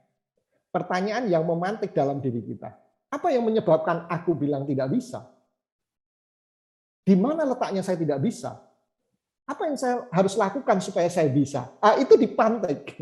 Itu nanti teknik-teknik seperti itu akan saya ajarkan, sehingga Bapak Ibu tidak ada yang sulit untuk mengubah diri. Karena kita tidak terbiasa aja dipantik dengan pertanyaan. Kita sudah terbiasa hidup dengan keseharian yang rutinitas. Itu yang membuat otak kita terdiam dan tidak bisa melakukan kreativitas dan inovasi. Itu Pak Nyoman. Sangat sederhana nanti. Sangat sederhana. Oke, luar biasa. Kita punya waktu 5 menit lagi ke depan, Kut ya. Ya, ini masih ada satu Bu Desa Putu Ekawati dari SD Sulanya. Silakan Bu Desa. Untuk semua Om Swastiastu, Pak Made. Ya, saya sangat bahagia Coach bisa ikut kegiatan ini. Ini berkat yang difasilitasi oleh Pak Made, luar biasa. Saya sangat bahagia ikut di dalam acara ini. Jadi harapan Tiang ke depan, Tiang selaku kepala sekolah yang mungkin pengalamannya masih jauh sekali di bawah ya. Dengan ini apalagi di sekolah Tiang sangat minus. Sedikit sekali tenaga gurunya Coach. Saya tidak punya guru kelas CNS. Hanya punya guru kelas di kelas 1 dan di kelas 4 saja. Itu pun tenaga pengabdian dari dana BOS. Jadi teman-teman saya motivasi bagaimana kita sebagai tenaga pendidik itu supaya bekerja secara profesional. Saya berdayakan aset yang ada, aset tenaga saya yang sangat minim sekali, agar kami bisa berkolaborasi bahu-membahu untuk mengantarkan anak-anak kami, calon-calon generasi penerus bangsa ini akan lebih tumbuh berkembang ke depan lebih baik lagi. Karena sekarang kami berkolaborasi, guru kelas 1 itu Coach megang kelas 2, kelas 4 megang kelas 3 juga, dan saya selaku kepala sekolah megang kelas 5 dan 6. Jadi seperti itu saya berkolaborasi, memotivasi bagaimana kita bekerja, tunjukkan profesionalisme, mari kita saling bahu-membahu karena segala sesuatunya akan bisa kita laksanakan jika ada kolaborasi, kemudian ada sinergi antar kita, kemudian jangan sungkan untuk bertanya ketika kita ada sesuatu yang kurang jelas dan tidak tahu, kemudian jangan enggan berbagi ketika kita punya pengalaman lebih, bagilah kepada teman-teman sehingga pendidikan di sekolah kami nantinya seiring waktu akan lebih baik lagi, Coach. Jadi saya sangat tertarik dan bahagia sekali dengan acara ini, Coach. Mudah-mudahan nanti ke depan Pak Made terus bisa memberikan fasilitas ini sehingga kami, saya selaku guru kepala sekolah SD walaupun di SD bisa selangkah lebih maju lagi. Sekian, Coach, terima kasih. Ya, Coach, ini ternyata curhatan. Ada pertanyaannya, Mbok?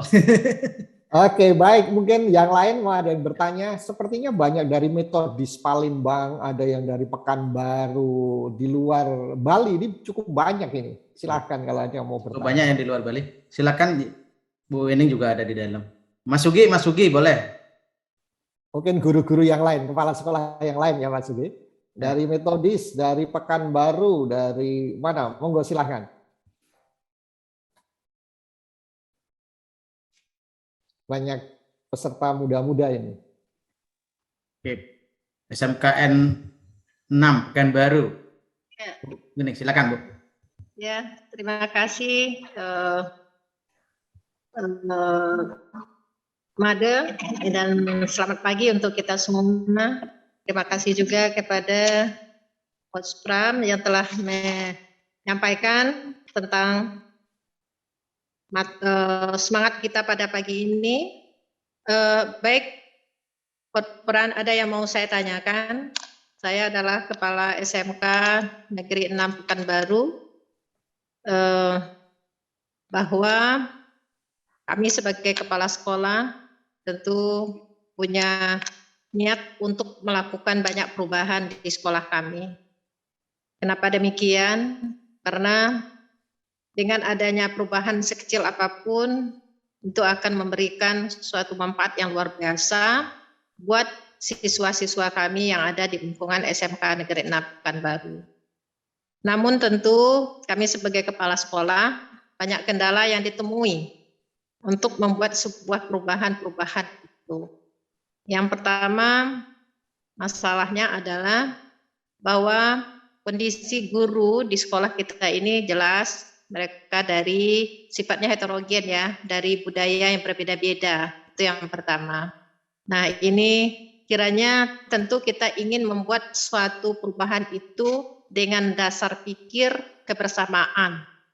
Jadi kami mohon ya dari Coach Pran bisa memberikan suatu trik buat kami untuk bisa menyatukan satu pendapat, satu visi misi dengan kondisi budaya daripada guru-guru kami ini, budaya yang berbeda-beda. Nah, itu yang perlu kami tanyakan. Karena tentunya dengan kami membuat perubahan kepada guru-guru, guru akan membuat perubahan kepada siswa untuk lebih baik lagi. Itu merupakan investasi yang luar biasa bagi kami dalam dunia pendidikan. Barangkali seperti itu, Coach Pran, yang perlu kami tanyakan berkenaan dengan pertemuan kita pada pagi hari. Ya, terima kasih, Ibu.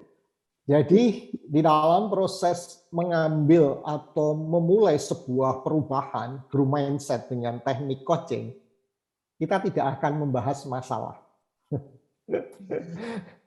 Jadi kita akan menghindari kata masalah. Ketika kita bicara masalah, maka kita akan membicarakan banyak hal, eksternal, internal, hal-hal yang menghambat, hal-hal yang tidak mendukung, sumber daya yang kurang, dan lain sebagainya. Maka di dalam teknik coaching, kita hanya akan berbicara tantangan, kita akan berbicara soal impian, kita akan berbicara tentang tujuan, goal, dan lain sebagainya. Karena begitu kita bicara tentang masalah, maka yang ada adalah sebetulnya diri kita yang sedang bermasalah. Jadi ada sebuah cerita begini, bukan cerita, tahun 1800-an di Eropa itu terjadi wabah yang namanya sakit hitam, black healthy gitu ya. Sakit hitam itu hanya bahasa saja, yaitu di mana seorang perempuan begitu melahirkan 48 jam kemudian meninggal. Itu terus terjadi pada tahun 1800, kemudian merambah Eropa sampai ke Amerika. Itu berjalan 1 abad. Kita ini baru 2 tahun tentang pandemi sudah setengah mati kita itu. Itu wabah itu 1 abad. Kemudian di pertengahan tahun 1800-an, semua orang meneliti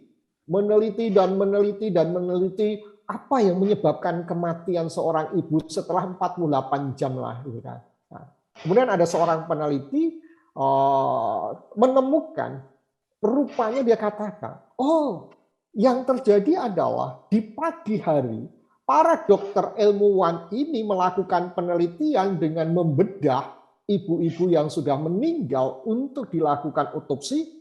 Setelah itu, siang hari, sore hari, dokter-dokter ini menolong orang yang melahirkan. Kemudian dia katakan, gini, coba mulai besok, setelah Anda melakukan otopsi, Anda cuci tangan, Anda pakai sabun, nah, seperti hari inilah, cuci tangan, sabun, semua alat Anda sterilkan. Itu ditemukan pada tahun 1840-an. Seorang ahli hanya sekedar itu. Kemudian dia katakan, lakukan itu. Ketika dilakukan, tidak ada kematian lagi yang berkaitan dengan melahirkan. Kemudian dia katakan, ternyata yang bermasalah itu adalah diri Anda, para dokter. Karena Anda tidak cuci tangan, Anda tidak membersihkan alat-alat menjadi steril. Nah, ini yang sering kali, Ibu. Jadi ketika kita nanti berbicara tentang masalah, sebetulnya yang sedang bermasalah diri kita.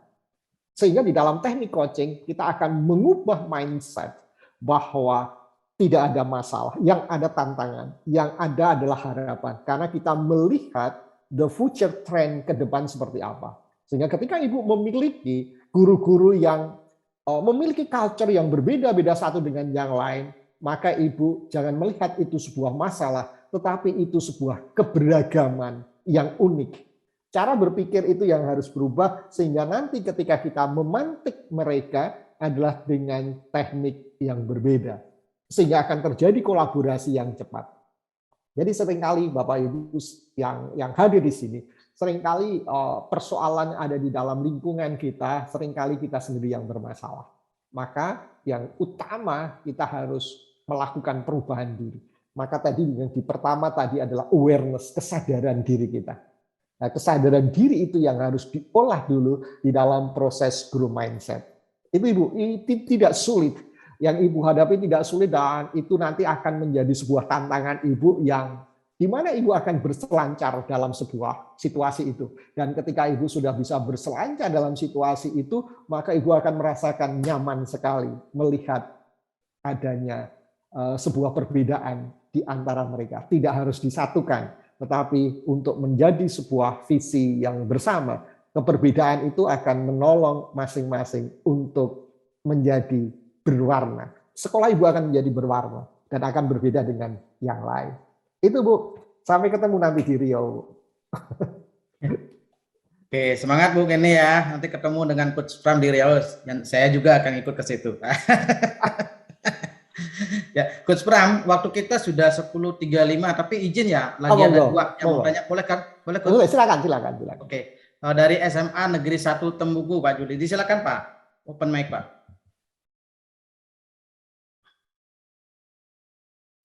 Silakan Pak Juli ya, di open mic-nya Pak.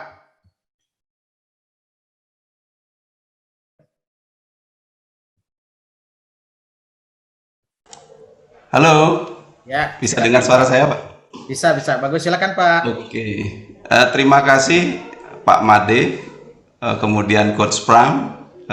Perkenalkan saya Komang Gede Juliarta, Kepala SMA 1 Tembugu. Dari apa yang saya simak pada webinar kali ini itu adalah barangkali isinya baru kulitnya saja dari sebuah coaching, Pak.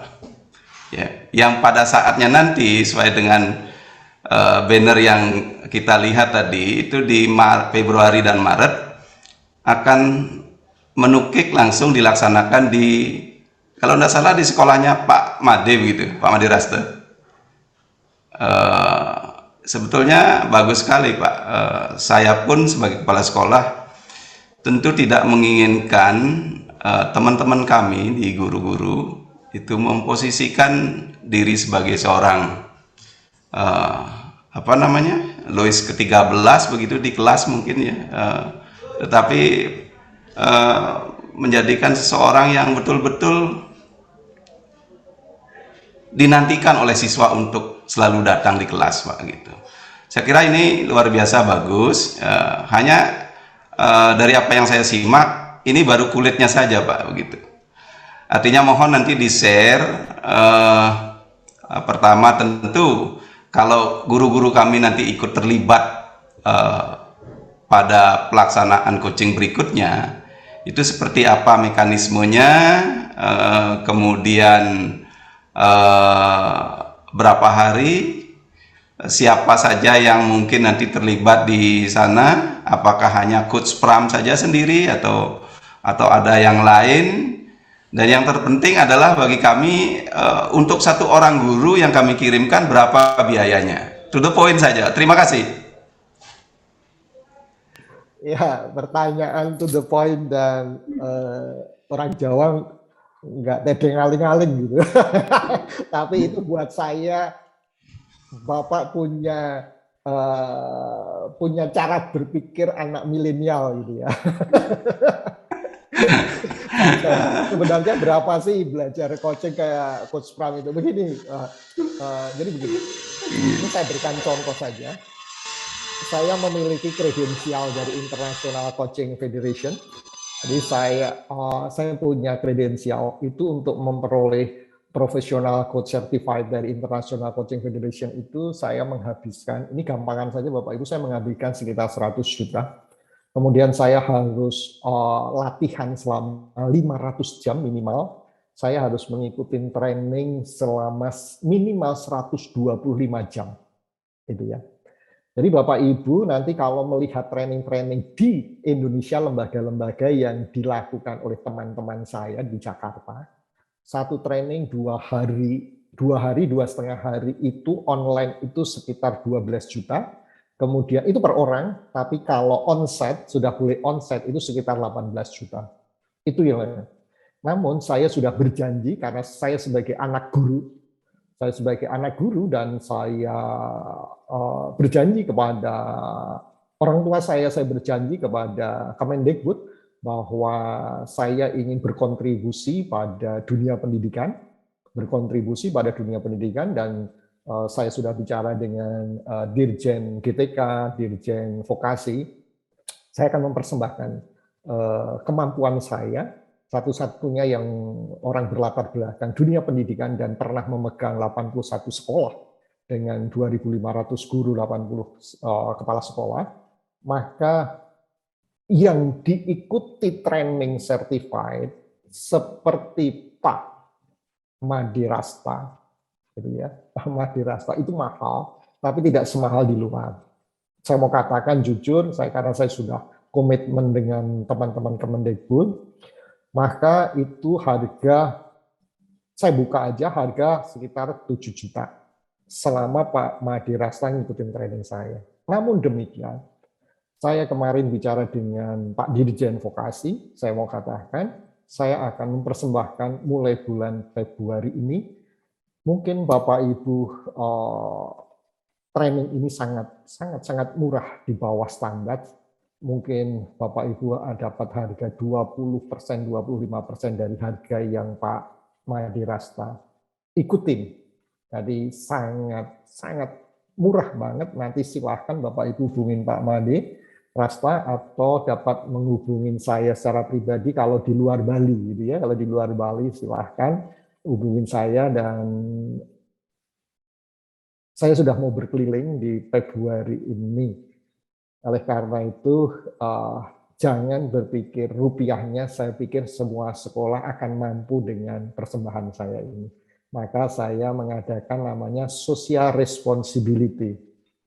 Jadi CSR, jadi corporate social responsibility adalah bentuk tanggung jawab saya untuk membekali.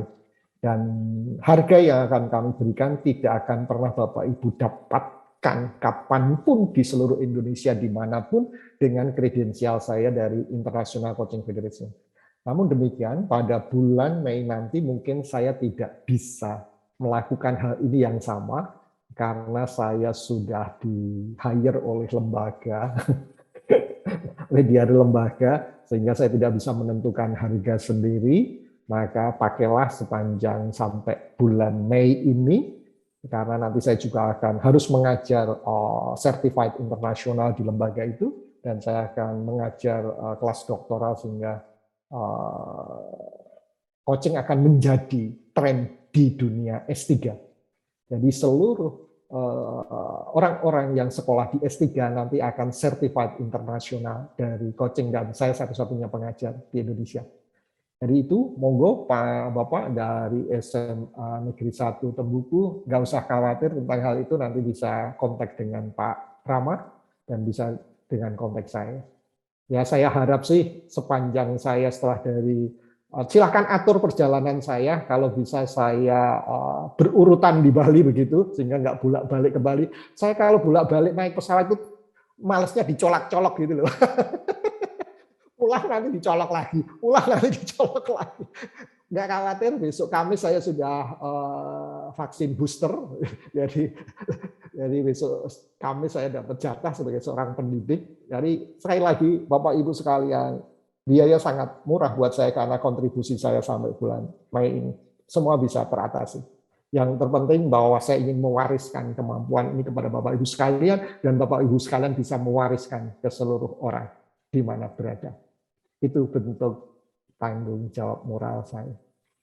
Begitu Bapak Ibu sekalian, Pak Madirasta, monggo segera ditindaklanjuti. Terima kasih. Oke, terima kasih Coach. Tidak terasa sudah 10.43 ya. Walaupun ada beberapa teman yang ingin bertanya, nanti mungkin tanya lewat chat saja, bisa ketemu nanti di bulan. Ya, ini masih ada Pak Putu Suwarbawo dari SMK Negeri 2 Seririt juga mau nanyakan. Oke, karena kita terbatas dengan waktu, kemudian kita juga ada schedule sebentar kegiatan. Coach Pram juga masih padat sekali waktunya. Jadi pada hari ini luar biasa saya berterima kasih dengan Coach Pram sudah meluangkan waktu 1,5 jam.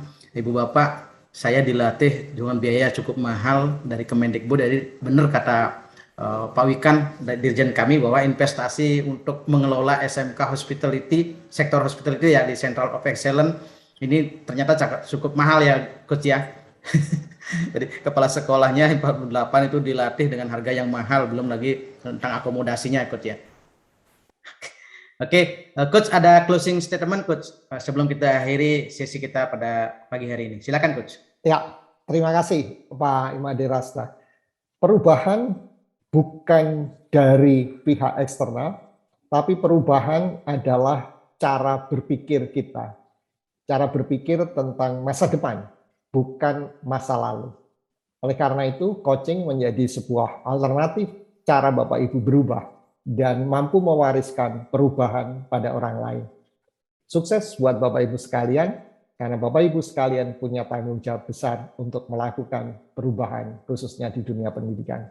Terima kasih, sampai jumpa di lain waktu. Mohon maaf jikalau kata-kata saya tidak berkenan, dan sukses buat kita sekalian. Oke, terima kasih Coach, teman-teman semua. Oke, izin untuk buka kamera, bisa kita foto ya sebagai bentuk dokumentasi dari kegiatan ini, dan jangan lupa diisi link absensinya ya, karena kami akan terbitkan sertifikat bersama dari Human Idea. Izin Coach Pram sudah memberikan tanda tangan elektroniknya buat kami. Oke, silakan Ibu Bapak dibuka kamera untuk di foto sesi oleh tim kami.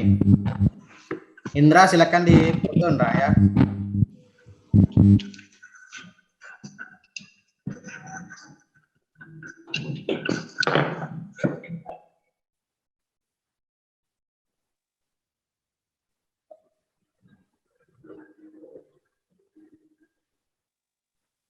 slide 1. Oke, 1, 2, 3 gaya. Oke.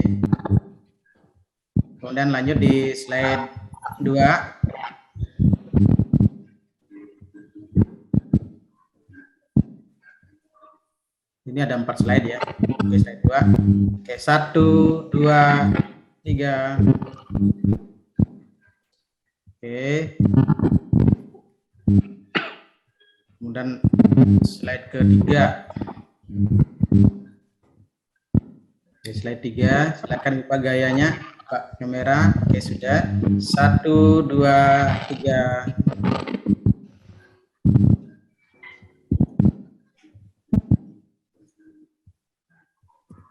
Oke, slide yang keempat.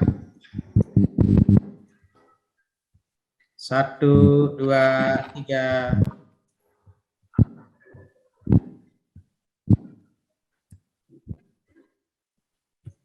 Oke, terima kasih Ibu Bapak, terima kasih Coach Pram, terima kasih teman-teman kepala sekolah dan guru hebat yang kali ini bergabung dari luar Bali, banyak juga ya. Terima kasih Mas Santoso juga ada, itu CEO Cayung Bo ini, kemudian Mas Sugi, ada banyak teman-teman yang sudah bergabung. Terima kasih. Kita akhiri kegiatan kita. Om Santi, Santi Om. Assalamualaikum warahmatullahi wabarakatuh. Salam sejahtera buat kita semua. Salam Namo Buddhaya. Terima kasih Coach Pram. Terima kasih semuanya. Sukses. Ya, terima kasih. Terima kasih. Terima kasih. Ya. Mohon lift. Izin keluar. Pak Made Raste hebat. Disilakan Mbak Suciani juga ada dari LPP, dari gua menyapa ya. Ini banyak teman yang tidak saya sapa tapi tidak apa-apa. Jadi udah. Pak Made, keren. Ya. Siap, Mbak Sri, Mas Titi, Satu Singaraja, luar biasa Mbak. Bu Mas ini loh.